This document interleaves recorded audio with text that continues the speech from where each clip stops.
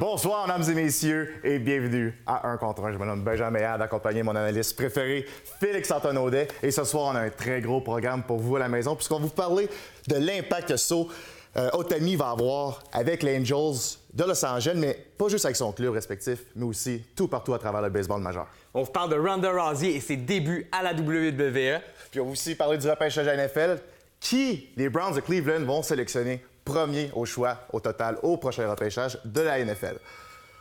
Mais avant toute chose, il faut parler du Canadien de Montréal avec la saison désastreuse qu'ils ont cette saison. Les partisans, ils capotent, ils disent tout, il faut faire un gros ménage. Mais j'ai une bonne question pour toi, Félix. Il sait qu'il faut commencer le gros ménage. Qui va partir en premier? Marc Bergevin, un coach, un joueur, selon toi? Bien, je regarde la base du problème du Canadien des dernières années et clairement, selon moi, celui qui doit partir, c'est Marc Bergevin. Je savais que t'allais dire ça, Félix. Voyons donc! Avec raison! Je regarde les échanges des dernières années. Tu regardes Subban Weber, tu regardes Drouin Sergachev, de gros échanges que le Canadien semble déjà perdre. Marc Bergevin a fait reculer cette franchise-là de 3 pas en arrière. On doit avoir un vent de fraîcheur dans le poste de directeur général. Mais là, tu oublies l'échange de Tomáš Plekanec, que selon moi est un vol, un choix de deuxième ronde. On est rendu à 4 choix de deuxième ronde pour le prochain repêchage. Qui doit partir, Félix? Je te dis, c'est Max Pacioretty. Un capitaine qui ne lead pas son équipe n'a pas sa place dans la formation. Il y a une très grosse valeur en ce moment sur le marché. Pourquoi tu ne vas pas chercher quelqu'un? Mais quelle logique! On est une équipe qui a de la misère à marquer des buts. On a, dans les 5 dernières années, le 8e meilleur marqueur de la Ligue nationale. On marque pas de buts, on veut se débarrasser d'un des meilleurs marqueurs de buts. On parle d'un gars qui a marqué plus de buts dans les 5 dernières années que John Tavares, Evgeny Malkin, Steven Stamkos, mais c'est pas assez bien pour une équipe qui a de la misère à marquer 2 buts par match. Parce qu'il faut reconstruire le club, le Canadien de Montréal, pour les prochaines saisons à venir. Tu parles de buts, tu veux des buts, mais pourquoi on n'est pas allé signer Alex Barré-Boulet? Parce qu'il a signé un contrat la semaine dernière avec le Lightning de Tampa Bay. 109 points en 61 parties dans le junior majeur. Pourquoi le Canadien de Montréal n'a pas démontré un intérêt plus grand? Je veux dire, comment tu peux expliquer ça, Félix? Là? On parle d'un petit joueur de 20 ans dans la Ligue junior majeure du Québec. Excuse-moi, mais être le meilleur marqueur d'un circuit junior dans les dernières années, c'est aucunement un gage de succès. Veux-tu, on va t'en nommer quelques-uns. Meilleur marqueur de la Ligue junior majeure du Québec. Un certain Ben Duffy. Ça te dit quelque chose? Moi, ça me dit rien. Connor Garland, moi, ça me dit rien. Philippe Michael DeVos, moi, ça me dit rien. Des premiers marqueurs dans la GMQ, c'est aucunement un gage de succès au niveau supérieur. Et c'était tous des joueurs qui, comme Alex Barré-Boulet, faisaient en bas de 6 pieds, en bas de 200 livres. Ça n'a pas de succès. La grandeur, ça n'a pas rapport. Johnny Gaudreau est petit, un des meilleurs joueurs dans la Ligue nationale. Mais tu veux-tu que je t'en nomme des joueurs qui ont terminé premiers dans le classement des comptants dans le junior majeur qui performe en ce moment? Yannick Gourde, à Tampa Bay, justement, on en parle. Un Québécois de chez nous. C'est recrue de l'année au mois de février. Anthony Manta.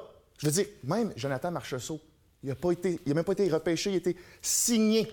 Puis en ce moment, c'est un des meilleurs joueurs de la Ligue, Félix. Je veux dire... C'est les exceptions qui confirment la règle, Benjamin. Moi, je suis désolé, mais Alex Barré-Boulet, c'est pas un vol aucunement pour personne. C'est un joueur autonome qui n'a pas été repêché pour une raison. 5 pieds 9, 167 livres. Les Canadiens n'ont rien perdu.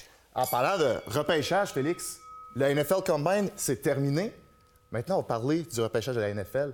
Les Browns, c'est qui doivent aller repêcher au prochain repêchage? Puis ils ont encore une fois le choix numéro 1. Jusqu'à tout récemment, je t'aurais dit un corps arrière, Benjamin. Mais j'analyse un peu la situation. Là. Je regarde le 2e et le 3e choix qui vont aux Giants et aux Colts. 2 équipes qui, selon les rumeurs, ne devraient pas sélectionner un corps arrière. Alors, si je suis les Browns, je vais avec le meilleur joueur disponible. Et ce joueur-là, c'est Saquon Barkley. Saquon Barkley, selon moi, va être un vol à la position de demi-offensif. On doit aller chercher du côté des Browns de Cleveland. Je m'excuse. Les Browns ont des nouveaux carrières à chaque saison, même 2 dans la même saison. Je veux dire, ça n'a aucun bon sens. Il faut de la stabilité pour les Browns. Tu peux pas prendre un risque comme ça. C'est un corps arrière de concession. Pourquoi tu risquerais de perdre un corps arrière de concession? Pourquoi? C'est pas un risque, c'est 2 équipes qui devraient de toute façon ne pas sélectionner carrière. Et dans le pire des cas, où il y a un échange, disons, et qu'une équipe vient dans le top 3 sélectionner Sam Darnold, il y a un certain Josh Rosen que j'ai entendu parler, je sais pas si tu connais, un très bon carrière aussi qu'on pourrait aller chercher au 4e rang du côté des Browns. Saquon Barkley, si on le prend pas au 1er rang, il n'est pas disponible au 4e. Il y en aura un bon carrière au 4e rang. Peu importe ce qu'on prend au 1er. Moi, je dis du côté des Browns, transforme complètement notre champ arrière avec un demi-offensif et un corps arrière en allant chercher Saquon Barkley au Une premier rang. équipe dans la NFL est tout le temps basée sur le corps arrière. Je ne verrais pas pourquoi on risquerait de le perdre au choix numéro 1. C'est maintenant le temps de notre fameux segment, le sprint. Le sujet d'aujourd'hui, baseball. Shohei Ohtani a signé avec les Angels de Los Angeles. Puis on sait que c'est un lanceur, mais aussi un frappeur. Je te pose des questions, tu me réponds le plus rapidement et le plus efficacement possible. Félix, première question. Est-ce que cette signature pourrait avoir une nouvelle tendance pour le baseball majeur? Comme n'importe quoi dans le sport, ça va dépendre du succès. Quand ça marche, les équipes copient. Si ça marche pas, ça suivra pas. Définitivement, ça va être à suivre dans ses débuts en saison régulière. Est-ce qu'il va être un meilleur frappeur ou un lanceur, selon toi? On l'a vu beaucoup de lanceurs japonais avoir un peu de difficulté en Ligue majeure, des malaises au bras, surtout à cause de la balle fronde. Une balle que Shohei Ohtani aime lancer, donc ce sera surveillé, mais je pense qu'il va être un meilleur frappeur. Est-ce que les équipes vont avoir tendance à opter pour l'option de 6 lanceurs pour la rotation, vu que les Angels de Los Angeles le font en ce moment? Même chose que pour la première question, Benjamin, ça va vraiment dépendre du succès. On y va avec ça, vu qu'il veut frapper et lancer, afin de lui permettre de jouer les deux rôles le plus souvent possible. S'il y a du succès, c'est définitif qu'on va voir d'autres équipes les adopter. Et penses-tu qu'il va avoir un rôle important pour la formation des Angels cette saison? Benjamin, c'est évident. Le talent que ce gars-là possède, ça lui fume par les oreilles. Il va avoir un impact au niveau majeur. Je peux pas voir les Angels, surtout après toute la publicité qu'on a vue autour de lui, tout le talent qu'il a. Je ne peux pas le voir, ne pas connaître de succès. Avec la 40e victoire de Deontay Wilder samedi dernier, on n'a pas le choix de parler de boxe. Puis quand on parle de boxe, je vais te poser une question, Félix. Quel combat voudrais-tu voir, je veux dire, qui t'exciterait le plus entre deux combattants qui ne se sont jamais affrontés jusqu'à date? C'est facile, ça. C'est vraiment facile, Benjamin. C'est pas facile? Ben oui, c'est facile. Tu viens d'en parler. Deontay Wilder, 40 victoires en 40 combats. 39 KO. Il y a un certain Anthony Joshua, à 28 ans, 20 victoires, 20 KO. On le sait qu'il y a de bonnes chances que cet affrontement-là arrive. Un clash des titans qui va ravir n'importe quel amateur de boxe. Ça va être explosif, ça va être incroyable. Deux invaincus qui vont se livrer une guerre. Moi, je rêve de voir ça. OK, mais t'es Québécois, toi? Moi, je suis Québécois. Pourquoi pas Anthony Stevenson contre Sergey Kovalev? On en parle depuis des années, puis ça n'a jamais lieu. Pourquoi? Je veux dire, les Québécois, on veut voir nos athlètes québécois performer. Puis pourquoi pas performer contre un Sergey Kovalev qui a battu Jean-Pascal, pas une, mais 2 fois. Donc, une revanche, non? Tu penses pas que ça serait une bonne idée? Ça, tu parles pas du combat qui est le plus intéressant au niveau boxe. Tu parles de la qualité. Je comprends que pour un Québécois, on aime nos athlètes, on veut voir nos athlètes performer. Mais moi, je crois qu'un vrai amateur de boxe, ce qu'il veut voir, c'est le meilleur combat possible. Et sans rien enlever en Anthony Stevenson, c'est pas le combat entre un gars de 40 ans et Sergey Kovalev qui intéresse autant que Anthony Joshua et Deontay Wilder, les deux machines invaincues qui ont des cas pour être nommés les meilleurs boxeurs livre pour livre du circuit, les deux, comparés à ce combat-là. Puis là, on a parlé de boxe, on va changer de combat, on va aller dans le UFC. Il est difficile en ce moment, la UFC. Il éprouve des problèmes, c'est difficile de garder une ceinture et de trouver des vedettes dans le UFC. J'ai une question pour toi. Est-ce que c'est bon pour le sport et pour l'organisation de la UFC qu'il y a des champions différents tout le temps? C'est difficile de garder la ceinture pour un champion dans le UFC? Je vais te répondre assez simplement. Tu l'as dit, on a de la difficulté à avoir des vedettes de ce temps-ci. Oui. Les vedettes qu'on pense à UFC, on va regarder les noms qui me viennent en tête. Ronda Rousey, Conor McGregor, Georges Saint-Pierre, Anderson Silva. Oui. C'est quoi qu'ils ont tout en commun, Ben? Ils sont plus là. Bien essayé. C'est pas ça que je voulais dire.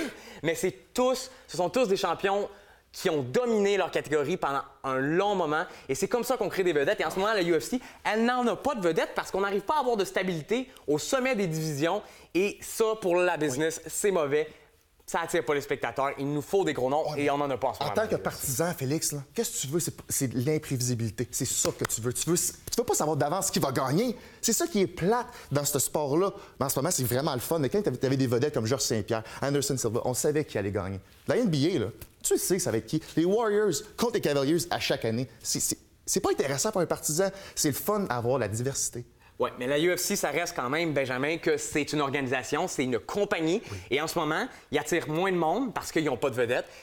C'est moins d'argent, donc c'est négatif pour la UFC. Ouais. Pas d'argent, c'est généralement pas bon pour une compagnie. Parlons soccer maintenant. Balou Jean-Yves Tabla, on vous le rappelle, a été transféré de l'organisation de l'Impact au FC Barcelone pour l'équipe A. Puis, je veux dire, c'est un gars de chez nous. À quel point c'est une fierté pour l'Impact d'envoyer un joueur québécois vers une des plus grandes organisations de soccer, mais aussi tout sport confondu. C'est tellement gros pour l'organisation de l'Impact et au Québec en général pour le soccer. C'est un jeune joueur qu'on a développé nous-mêmes de chez nous qui va... C'est le premier transfert, là, on se rappellera, de l'histoire de l'Impact dans une ligue majeure comme celle-là. Donc vraiment, toute une fierté à avoir pour Balou Jean-Yves Tiblavan. Puis en tant que partisan, là, ce qui est plaisant de voir, c'est de voir nos athlètes de chez nous performer dans des équipes de chez nous. Je veux dire, tu penses pas que c'est choquant un peu voir, en tant que partisan, voir un athlète québécois partir en Europe comme ça? Bonsoir, c'est fini. Je comprends ce que tu veux dire, Benjamin, mais c'est pas comme ça que ça marche, là. On peut pas empêcher un joueur d'aller signer ce gros contrat à plusieurs millions avec une organisation comme le FC Barcelone. Est-ce que tu crois vraiment qu'il aurait joué avec la rage au ventre pour une équipe comme l'Impact qui l'empêcherait d'aller suivre ses rêves comme ça? Non, tu ne peux pas. Le transfert, c'était la seule option, définitivement. Je comprends, mais je veux dire, l'équipe doit au moins, l'organisation de l'Impact aurait quand même pu y offrir quelque chose pour garder chez... Pour le Canadien de Montréal, un Québécois représente tout. Puis je suis sûr que ce serait la même affaire pour l'Impact. Je crois que c'est... Je veux dire, il nous faut des Québécois dans nos équipes professionnelles au Québec. On n'a pas le choix. Ça fait partie de notre culture. C'est le temps de notre segment « C'est quoi l'échange ?» J'ai ton tableau de près, Félix. Le sujet « Basketball ». Markelle Fultz, un joueur des 76ers de Philadelphie. Je pose des questions. À tour de rôle, on répond avec le pourcentage de chances que ça puisse arriver. Première question. C'est quoi les chances que Markelle Fultz retourne sur le terrain cette saison, Félix? Facile, Benjamin. J'y crois pas grandement. Donc, on va y aller avec un gros 30 Ah, bon. Un gros 30 La saison est presque finie. Puis les séries éliminatoires, je m'excuse pour les 76ers, ça risque d'être contre les Cavaliers ou les Celtics. Et ça va être court, mes amis. Ça durera pas longtemps. Markelle Fultz ne reviendra pas cette saison avec les 76ers. Je vais y aller avec un beau 87 Pourquoi? Parce que justement, tu l'as dit, ils sont 6e dans l'Est. Ils ont les chances de faire les séries. Et que ce soit un petit... Que ce soit court ou long, c'est de l'expérience et tu dois avoir tous tes éléments sur le terrain pour avoir cette expérience-là. C'est un jeune joueur, donc il en a besoin. Deuxième question, c'est quoi les chances qu'il ait du succès à son retour? Encore une fois, tu vas voir que je suis pas un grand croyant en Markelle Fultz. Je mets un 15 Markelle Fultz ne semble pas le même joueur lorsqu'on le voit tirer. Une motion de tir absolument... Qui me donne des hauts de cœur, Benjamin. Je ne crois pas qu'il sera capable de revenir dans le bien. Il me fait beaucoup penser à Derrick Rose après sa blessure au genou. Je vais y aller avec un 72 Pourquoi? Parce que les bons joueurs, premier choix au total, on l'a dit, sont capables de revenir des blessures. Puis dans le sport professionnel, les médecins font des miracles. Donc, je crois que sa main, là, elle va revenir comme avant, puis devenir un joueur d'impact pour les séries. C'est beau, les rêves. On a eu une grosse nouvelle, Félix, lundi, lorsqu'on a finalement su que Ronda Rousey allait affronter quelqu'un à WrestleMania le 8 avril prochain. C'est qui qu'elle va affronter? Hey, c'est énorme, vraiment, au niveau lutte professionnelle pour les amateurs. Ronda Rousey dans un affrontement en équipe mixte avec nul autre que le médaillé d'or olympique Kurt Angle qui va affronter Triple H et la fille du milliardaire Vince McMahon, Stephanie McMahon. Tout un combat pour commencer une carrière pour Ronda Rousey qui vraiment va avoir tout un impact dans la WWE. Son premier combat dans WWE, à quoi tu t'attends de son premier combat? Bien, c'est une des raisons pourquoi j'aime beaucoup cet affrontement-là. Il ne faut pas oublier que malgré que ce soit tout un nom et toute une acquisition pour la WWE, Ronda Rousey n'a jamais compétitionné encore dans un ring de lutte. Elle va avoir besoin d'un peu d'aide si on veut la garder dominante, garder son aura autour d'elle et avoir deux vétérans comme Kurt Angle et Triple H qui vont pouvoir faire la majorité du travail dans le ring. Ça va l'aider grandement. Elle ne paraîtra pas trop inexpérimentée. Mais exactement. Tu ne crois pas que, vu que Triple H va prendre un peu plus de place en tant que partisan, moi, je veux aller voir Ronda Rousey. Triple H, je l'ai vu pendant des années. Là, c'est Ronda Rousey. Tu ne crois pas que les partisans vont être choqués de plus voir Triple H que Ronda Rousey? Je crois qu'on va être capable de jouer l'angle de Stephanie McMahon qui essaie de se cacher de Ronda Rousey et de s'assurer que dans le peu de temps qu'on va l'avoir, ça aura un énorme impact, un moment WrestleMania, comme on aime le dire, du côté de Michael Cole. Donc, j'ai très hâte de voir ça. C'est sûr qu'elle aura tout un impact dans une belle carrière avec la WWE. Les Jeux olympiques sont terminés depuis 2 semaines. Très grosse performance, encore une fois, du Canada, on le sait, mais un petit goût salé, encore une fois, pour curling en équipe. Je veux dire, est-ce qu'on doit s'inquiéter pour le curling au Canada parce qu'ils n'ont pas gagné de médaille? Là? Je te reconnais bien, Benjamin.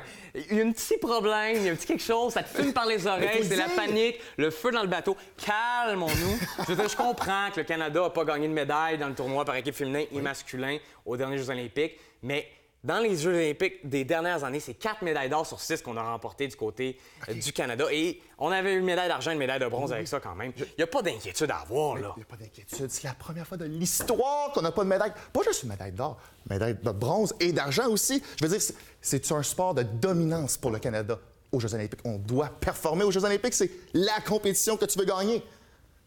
Respire, Benjamin. Ça va bien aller. Ça va bien aller. Écoute, je suis d'accord. Oui, c'est la première fois qu'on ne remporte pas de médaille au tournoi féminin et masculin. Faut quand même pas oublier que c'était le premier tournoi mixte de l'histoire des Jeux olympiques. Il y a un certain duo de Caitlin Laws et John Morris qui, eux, ont remporté l'or. Donc, c'est pas la panique générale dans le bateau. Aux Jeux olympiques, on a quand même performé à un certain niveau. Je suis d'accord qu'il y a peut-être quelque chose à revisiter, un ajustement à faire. Mais il faut pas oublier non plus que les autres pays continuent de progresser. Le Canada, oui, on est dans les meilleurs, mais il n'y a pas d'inquiétude à avoir. On a quand même bien performé en général aux Jeux olympiques. Bon, ben merci beaucoup, Félix. Merci à vous à la maison. N'oubliez pas de nous écrire sur notre site web avec le hashtag 1 contre 1, aussi sur nos réseaux sociaux, que ce soit Twitter, Facebook et Instagram. Et le commentaire qui aura plus de likes va avoir la chance de gagner un des deux chandails ici, que ce soit des Nordiques ou du Rouge et Or de Laval. Merci d'avoir été nous. À la prochaine.